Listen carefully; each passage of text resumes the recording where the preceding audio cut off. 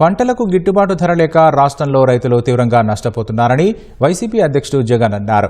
గుంటూరు మిర్చి యార్డులో రైతులతో మాట్లాడిన ఆయన మిర్చికి గిట్టుబాటు ధర దక్కడం లేదన్నారు. జగన్ పర్యటనలో వైసీపీ నేతల అత్యుత్సాహంతో రైతులు, ప్రజలు ఇబ్బందులు ఎదుర్కొన్నారు.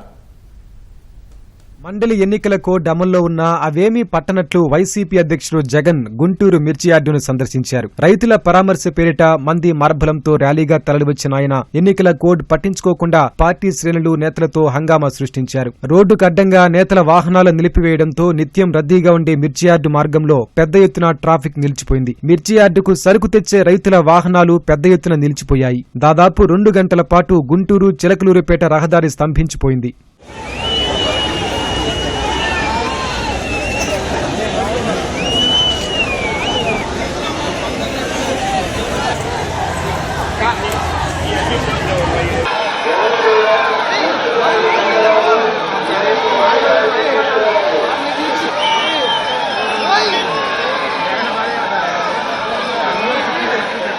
మిర్చి రైతులతో మాట్లాడిన జగన్ ధరల గురించి ఆరా తీశారు. యార్డు బయటకొచ్చి ప్రభుత్వంపై తీవ్ర విమర్శలు చేశారు. ఎన్నికల కోడ్ పేరిట ప్రభుత్వం పోలీస్ రక్షణ కూడా కల్పించలేదని మండిపడ్డారు. రాష్ట్రంలో పంటకు మద్దతు ధర లేకపోవడంతో రైతులెవరూ సంతోషంగా లేరన్నారు. రైతులకే పరిమితమైన మిర్చి యార్డులో వైసీపీ శ్రేణులు రాజకీయ నినాదాలు చేశారు. పార్టీ శ్రేణుల రాకతో మిర్చి యార్డులో కొనుగోళ్లు, అమ్మకాలు నిలిచిపోయాయి.